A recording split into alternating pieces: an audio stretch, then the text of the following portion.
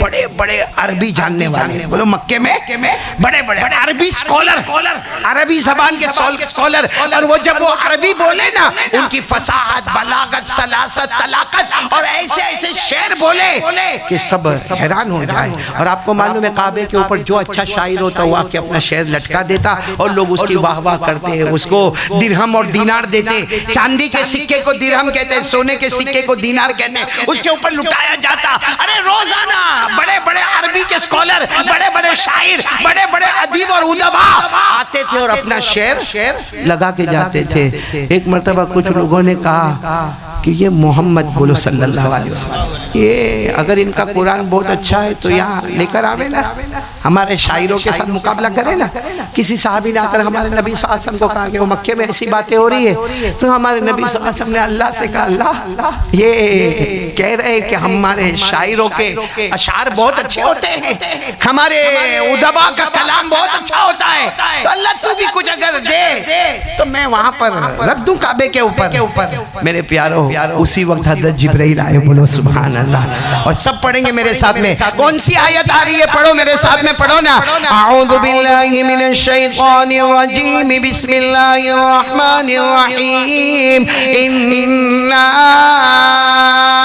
اعطیناک الکوثر فصل لربک وانحر ان شانئک هو الابتر۔ بس یہ سورت آئی اور اللہ کی طرف سے حکم آیا، میرے پیارے نبی اس کو کعبے کی دیوار پر لٹکا دو۔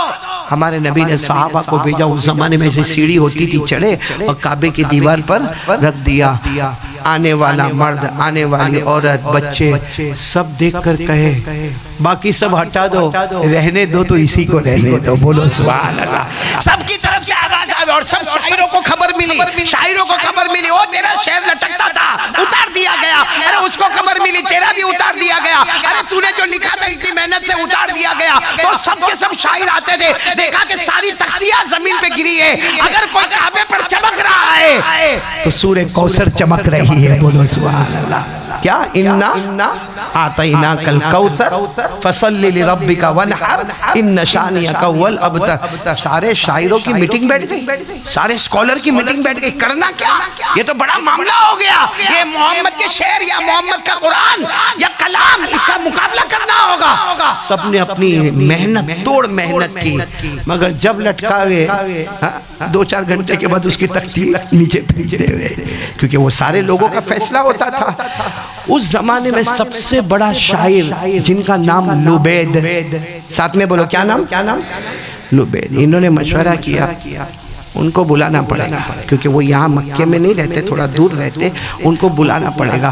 تو کچھ شاعروں نے کہا بلائیں گے، وہ آئیں گے اور بے شک مقابلہ کریں گے، مگر فیس بہت ہیوی ہے ان کی فیس، کیونکہ لبید کے بارے میں کہا جاتا ہے کہ جب وہ شعر پڑھنے کے لیے بیٹھتے تھے تو سارے کے سارے لوگ اس زمانے میں جیسا بھی لکھا جاتا تھا، پتھر پہ لکھا جاتا ہوگا یا لکڑے پہ لکھا جاتا ہوگا، سب کے سب لکھنا شروع کرتے تھے۔ یعنی سب کو یہ ہوتا تھا کہ اس کا کوئی جملہ میرے سے مس نہیں ہونا چاہیے۔ ایک زمانہ تھا عربی زبان کی فصاحت اور بلاغت کا۔ کہا لبید کو بلائیں گے، تو سارے شاعروں نے کہا ہمارے پاس درہم دینار بہت جمع ہے، سب لبید کے گود میں ڈال دیں گے، لیکن بلائیں گے تو صحیح تاکہ یہاں مقابلہ ہو جائے۔ چلو لبید کو بلایا گیا، لبید آ گئے، بولو لبید، یعنی ساتھ میں بولو نام کیا ہے؟ لبید آ گئے اور آ کے کھڑے ہو گئے، دیکھنے لگے، بولو نا کیا لکھا ہوا؟ انا اعطیناک الکوثر فصل لربک وانحر ان شانئک هو الابتر۔ یہ لکھا ہوا لبید دیکھتے گئے بہت دیر تک دیکھا، اس کے بعد کہا لاؤ میرا قلم لاؤ، بس جیسے کہا قلم لاؤ، سارے شاعروں نے کہا جواب مل گیا، جواب مل گیا، جواب مل گیا۔ لبید نے اپنا قلم منگوایا ہے، قلم منگوایا اور سیڑھی پر چڑھے، کیا لکھا؟ اے حضور آباد والو، کیا قرآن پاک اللہ نے ہم کو دیا ہے، کیا لکھا؟ پڑھو میرے ساتھ میں، پڑھو انا اعطیناک الکوثر۔ لبید نے بھی یہی لکھا، پھر کیا لکھا؟ فصل لربک وانحر، پھر کیا لکھا؟ ان شانئک هو الابتر، پھر کیا لکھا؟ ھذا لیس کلام البشر، یعنی یہ لکھا کہ یہ جو ہے وہ انسان کا کلام نہیں ہے، یہ پیدا کرنے والے اللہ کا کلام ہے۔ سارے کے سارے سوچو سب کے چہرے کیسے ہو گئے ہوں گے جب لبید نے یہ لکھ دیا ھذا لیس کلام البشر، یہ انسان کا کلام نہیں، یہ بول کر سیڑھی سے اترا، جتنی فیس لی تھی یوں پھینک دیا اور چلا گیا وہاں سے۔ میرے دوستو بعض کتابوں میں لکھا ہے جا کر کلمہ بھی پڑھ لیا، لا الہ الا اللہ محمد رسول اللہ۔ میرے پیاروں مجھے آپ کو یہی بتانا ہے، یہ قرآن ہمارے گھر میں ہے، جو کعبے پر تو ایک سورت تھی، آج کتنی صورتیں ہمارے گھر میں ہیں، لیکن میرے پیاروں کوئی پڑھنے والا نہیں ہے نا، کوئی سننے والا نہیں ہے نا۔ ہم کو موبائل سے فرصت ملے تو ہم قرآن پاک کو پڑھیں نا۔